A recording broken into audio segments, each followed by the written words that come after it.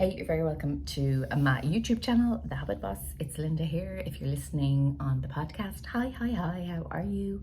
I am on vacation, on holidays, wherever you are in the world, whatever you say. Hey there, it's me. I'm here from the sunshine. It's fabulous. Today, this is going to go out as my Friday 5, but it's not live because it's really Thursday. But I just don't have time to do it tomorrow, so I'm getting all prepped. I'm going to talk to you about my sobriety. And if that doesn't interest you, I'm really sorry. I'll see you later in another episode. But the reason I want to talk about my sobriety is because it is the biggest bad habit that I ever broke. And I did it on vacation. I did it on holidays. I did it while I was here in Lanzarote on March 11th, 2022. And I decided I was never going to have a drink again. I only told my husband that I was never going to have a drink again. I didn't tell anybody else. I actually pretended to people that I was doing a 50-day challenge because I had so many social occasions happening. So I was like, I'm doing a 50-day challenge, I can't drink, sorry. In my head I knew I was never drinking again, but it was really to protect myself because people know how competitive I am, so I knew that they would leave me alone with it kind of in the first initial days. I thought about it from 2018. I wish I had done it in 2018, but I wasn't ready, I wasn't brave enough. I was afraid of the fear and the judgment and the, why are you doing it? You're Irish, why are you giving up? Yeah, so I was afraid of all that. And the amount of people I've lost out of my life since I gave up alcohol is about frightening. People don't trust people who don't drink. They really don't. And more fill them. Fuck them, who gives a shit? I trust me, so that's the main thing. And there's such an amazing sober community out there, online, face to face. It is awesome. And I really challenged myself to stop drinking 2 days before my vacation ended in 2022 to really see if I could do it.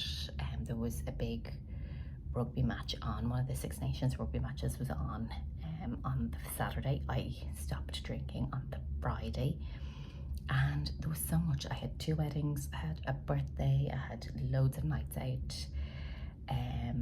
I got a lot of grief about it. You're gonna ruin the weekend away by not drinking. You just have to block out the noise, because not drinking alcohol is the biggest gift I ever gave to me.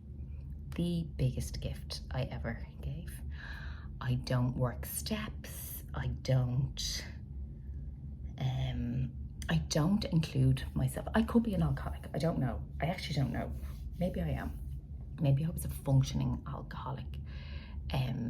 But I always think that if I use the term alcoholic, it actually takes away from the bravery of somebody who was physically addicted to alcohol, as opposed to kind of using it as a stress releaser. I think it takes away from their bravery and their accomplishments.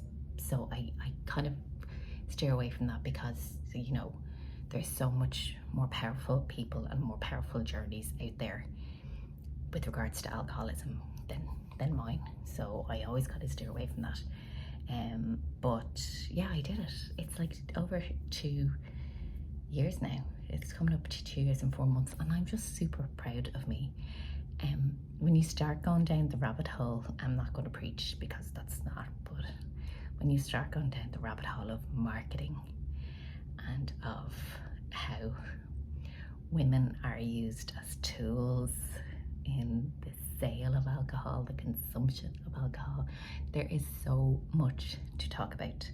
But this isn't the time and the space to talk about it because it's Friday and we're on the 5 to 5 and I'm not going to drag people down.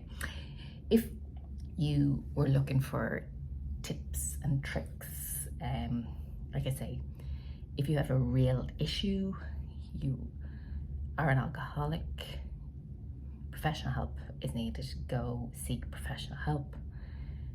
Go do something for you. But if you are sober curious and you're thinking, I could do that. I could do 50-day challenge. This is my advice. Set yourself a little target. So a couple of weeks, 50 days, 100 days, whatever, month. Do like, you know, dry, whatever. Set yourself those sober days. Set yourself a little challenge. Use non-alcoholics if you want to.